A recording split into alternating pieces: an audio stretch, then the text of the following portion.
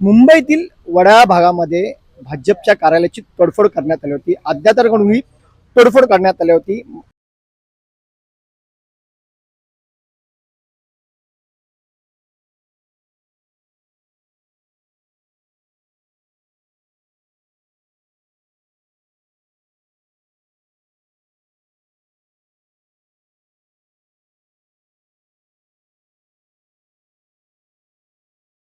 आता आपण या घटनास्थळी आहोत. आपण माझ्या पाठीमागे पाहू शकता.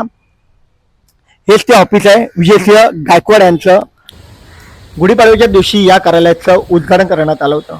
मात्र अवघ्या 4 दिवसात अज्ञाताकडून या कार्यालयाची तोडफोड करण्यात आली. आता परिस्थिती नियंत्रणात असून कायदा सुव्यवस्थेचा पुन्हा प्रश्न निर्माण होऊ नये म्हणून पोलीस बंदोबस्त तैनात करण्यात आला आहे. हे कृत्य का केलं, यामागचं कारण काय, याची चौकशी सुरू करण्यात आलेलं आहे. मात्र हल्लेखोर कोण होता हे मात्र अद्याप स्पष्ट झालेलं नाहीये. यामुळे वडाळा परिसरात तणावाचं वातावरण निर्माण झालं आहे. बहुजन शक्ती न्यूजसाठी मंगेश म्हात्रे, मुंबई.